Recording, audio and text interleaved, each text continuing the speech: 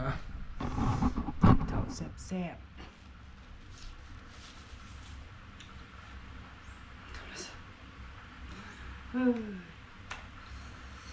สบายดีพี่น้องจิบคำกัน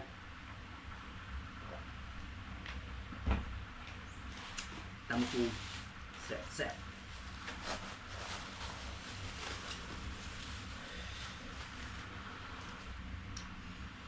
มาเลย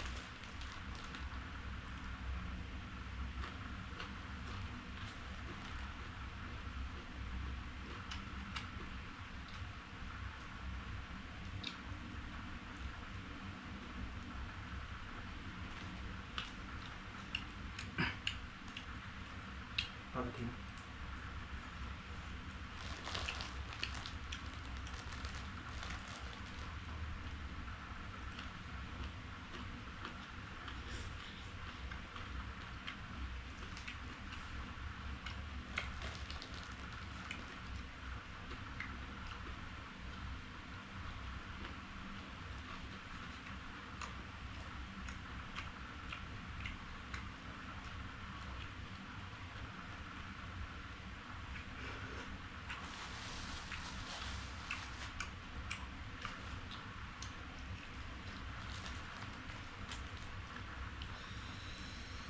มีถั่วไม่บวม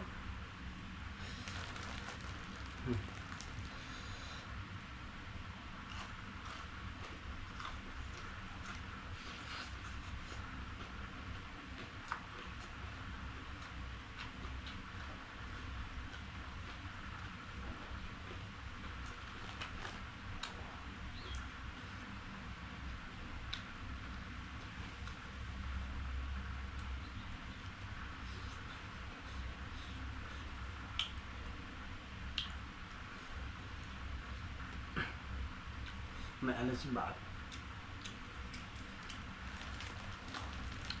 รวมเบิดนี่ก็100 บาทคำหนึ่งตัว100 บาท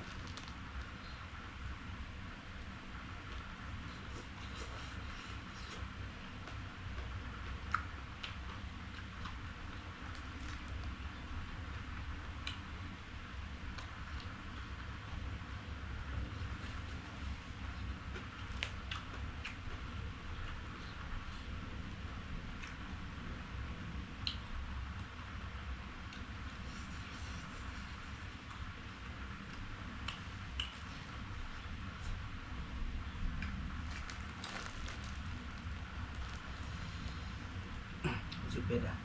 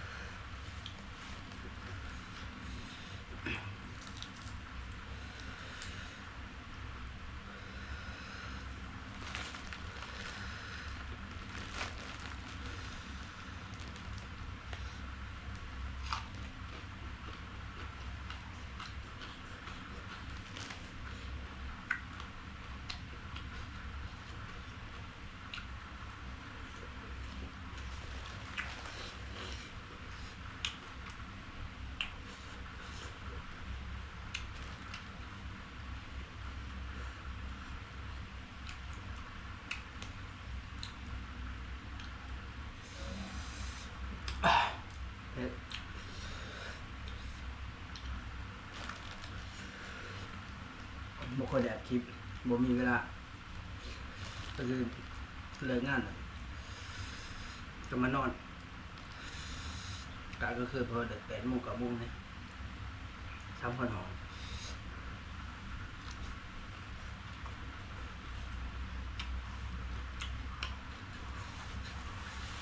ก็เลิกแล้วเมื่อบุคคลมีเวลาที่ถ่ายคลิปของนี่ในเปลี่ยนเก่ากากเป็นคืนกันพอมีเวลาเนี่ยก็เลยเริ่มให้คลิปพี่น้องเลย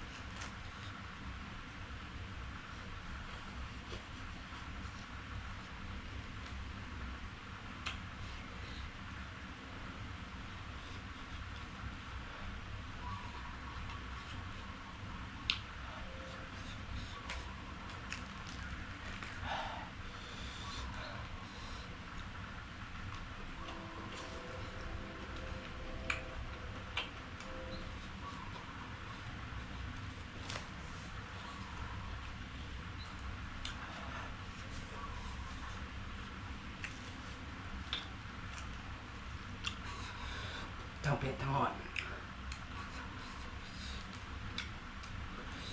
ข้าวมันหอน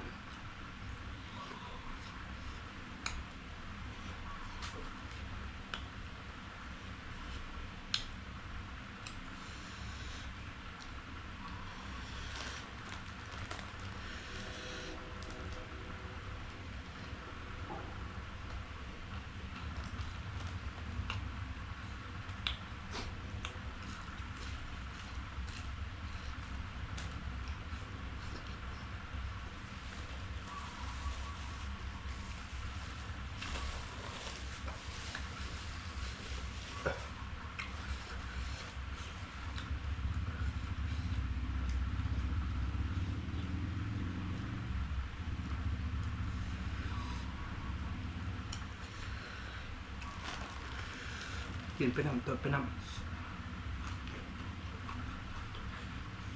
มันจะแซ่บ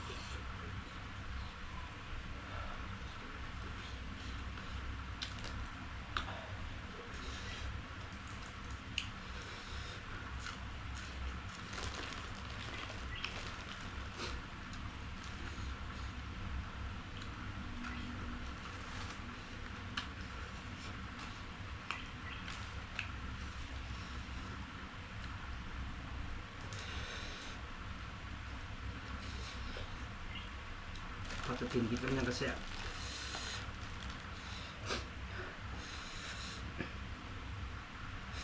อันนี้บ้านเฮาเอิ้นว่าผักนอกกินช้ำในสำหรับผู้หญิงดีเพราะผู้หญิงมักช้ำในดิ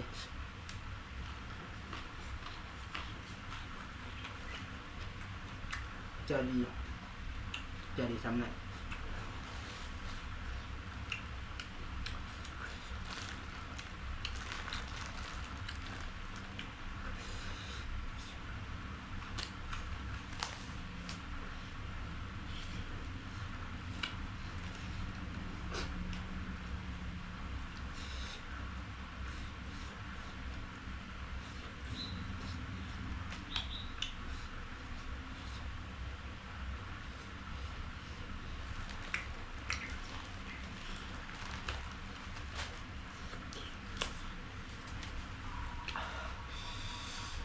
มันเผ็ดจนเหือแตกเลย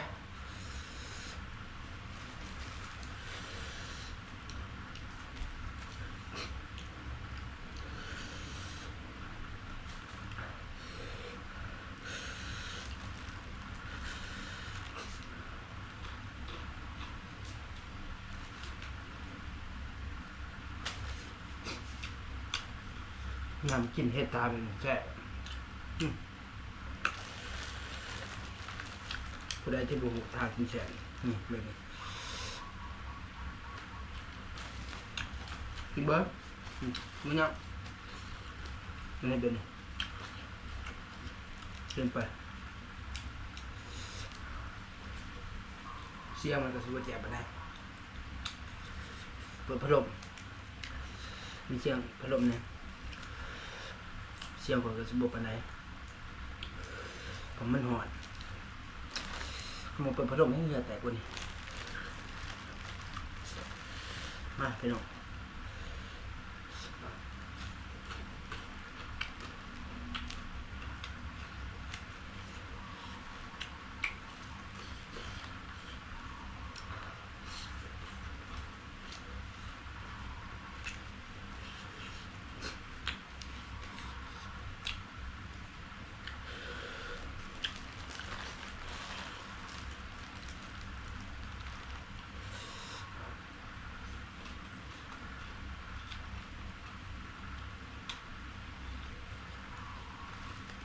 ตัวซับกำลังออกตามหลังไม่ออกมึงเงินไปเตะไปใช่ไหมมึงเดินออกไปหาแต่ผู้สาวอยู่ปากซอยเบิร์ดแต่ละเดือนกูยังปัญหาเต็มอยู่ไปโลกไปหน่อยมันจะพูดจำแจมเด้บ่มีเงินเก็บหรอกถามว่าเงินเก็บหรือบ่มีไปหาผู้สาวปากซอยอย่างเดียว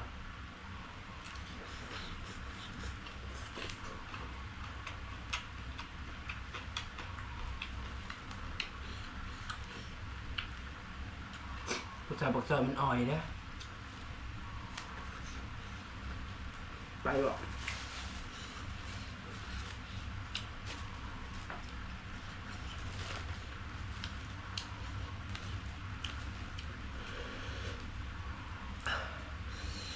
พอแต่เอาหยางไป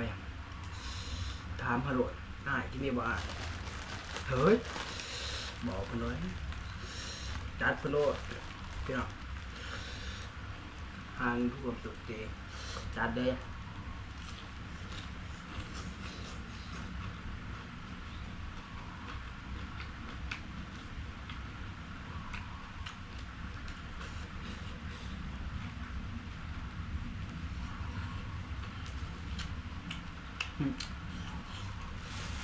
เข้าเบิร์ดครับแต่เสียดาย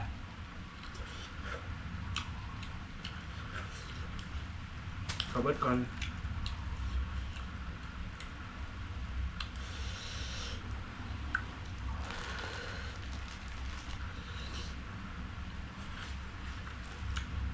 เข้าเบิร์ดก็เป็นยังกินดึงแท้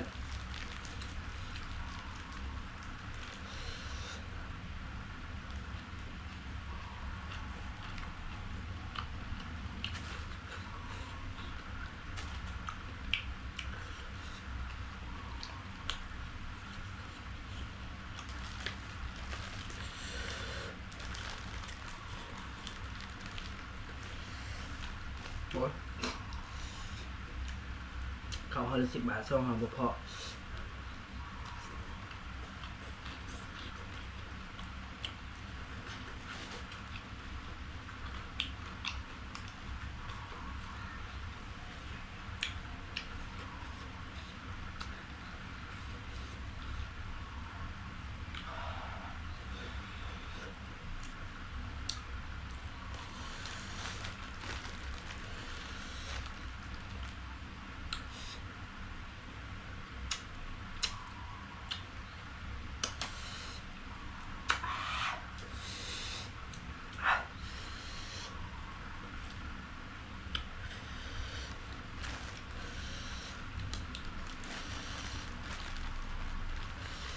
หน้าผสมในใจ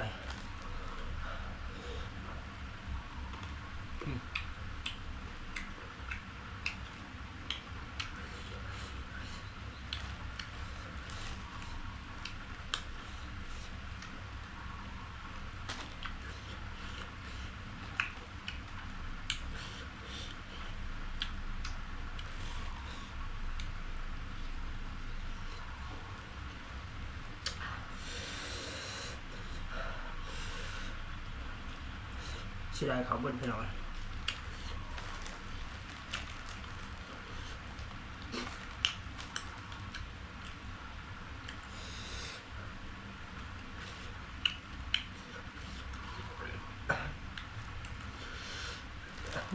แต่เสียดายเสียของ